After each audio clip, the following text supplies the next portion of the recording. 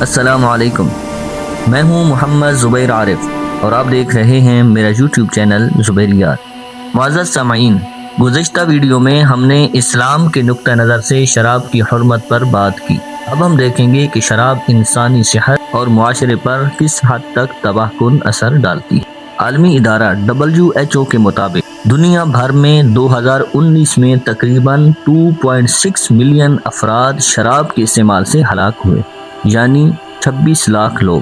ان میں 1.6 ملین مرد اور 6 لاکھ خواتین شامل ہیں، جو زیادہ تر غیر متعدی بیماریوں کے سبب فوت ہوئے۔ تقریباً 400 ملین افراد نشے کی بیماریوں کا شکار ہیں۔ یورپی ممالک میں ہر 11 میں سے ایک موت براہ راست الکحل کے استعمال کی وجہ سے ہوتی ہے۔ برطانیہ میں شراب سے جڑی اموات نے ریکارڈ بلندیاں چھوئیں اور خواتین کی شرح میں 37% اضافہ ہوا۔ یہ ظاہر کرتا ہے کہ صرف مرد ہی نہیں، خواتین اور خاندان بھی شراب سے متاثر ہو رہے۔ فرانس میں ہر سال تقریباً 41,000 افراد شراب کی وجہ سے ہلاک ہوتے ہیں، اور طبی ادارے کینسر، جگر کے امراض اور دیگر سنگین خطرات کی نشاندہی کرتے ہیں۔ عالمی ادارہ صحت کے مطابق دنیا بھر میں تقریباً 20 سے 25% ٹریفک حادثات میں ڈرائیونگ کے وقت الکحل ملوث ہوتا ہے۔ امریکہ میں 2023 میں شراب پی کر گاڑی چلانے کی وجہ سے تقریباً 12,429 افراد ہلاک ہوئے،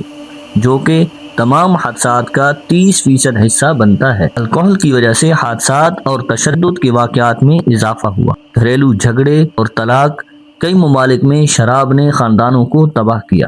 کسی بھی مقدار میں شراب کئی امراض کے خطرے کو بڑھاتی ہے۔ شراب نہ صرف انسانی صحت اور معاشرتی نظام کے لیے تباہ کن ہے، بلکہ یہ ترقی میں بھی رکاوٹ ہے، چاہے معاشرہ آزاد اور ترقی یافتہ ہو۔ شراب کے نقصانات عالمی سطح پر واضح ہیں، لہٰذا یہ کہنا بالکل بجا ہے کہ اسلام نے شراب کی حرمت صرف مذہبی حکم کے لیے نہیں رکھی، بلکہ انسان کی صحت، خاندان، معاشرہ اور ترقی کے تحفظ کے لیے بھی یہ انتہائی ضروری ہے۔ اگر آپ کو ہماری ویڈیو پسند آئی تو ویڈیو کو شیئر اور لائک کریں، چینل کو سبسکرائب کریں۔